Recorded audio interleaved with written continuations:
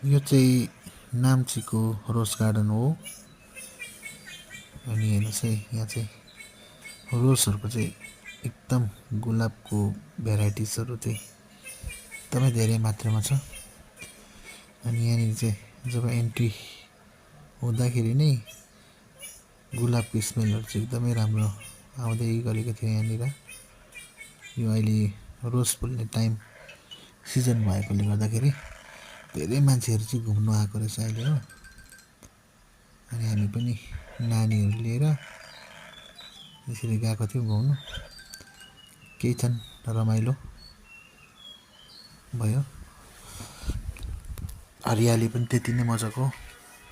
अहिले चाहिँ एकदमै सिजन राम्रो रहेछ यहाँनिर घुम्नको लागि चाहिँ। हेर्नुहोस् है कति मजाको रमाइलोसँगले फुलहरू हो।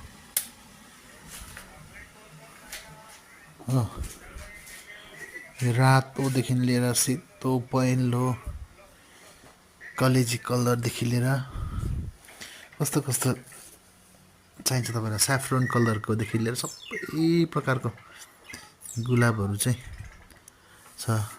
यो साइडमा सबै रेड कलर, पिङ्क कलरहरू छ। अर्को साइडमा वाइट कलर, येलो कलरहरू। अनि अरू साइडमा आफ्नो आफ्नो यो बनाएर अलग अलग छुट्टाएको रहेछ यहाँनिर। यहाँनिर हो निरकमलहरू पनि लगाएको छ छेउछेउमा। प्रायः चाहिँ गुलाबको भेराइटीहरू चाहिँ देख्नु पाउँछ धेरै प्रकारले यहाँनिर, सानोदेखि लिएर ठुलो ठुलो ठुलो। यहाँ चाहिँ एन्ट्रेन्स हो, यहाँ अगाडि चाहिँ यो चाहिँ माथिबाट जाने एन्ट्रेन्स। यो मजाले भएको रहेछ यहाँनिर, अहिले घुम्नु लायकको भएको छ है। तपाईँहरू घुम्नु, यो चाहिँ मेरो छोरा, रमाइलो भइरहेछ यसलाई पनि,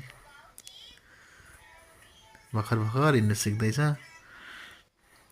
पक्रिनु दिँदैन है, आफै हिँड्छु भनेर। हेर्नुहोस् है पुरै ओह्रालोमा पनि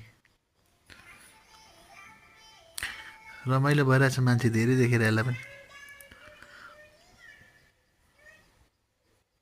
आउनु चाहनुहुन्छ भने चाहिँ अहिले सिजन राम्रो छ है। नाम्ची रोज गार्डन चारधाम जाने बाटोकै बिचमा पर्छ है।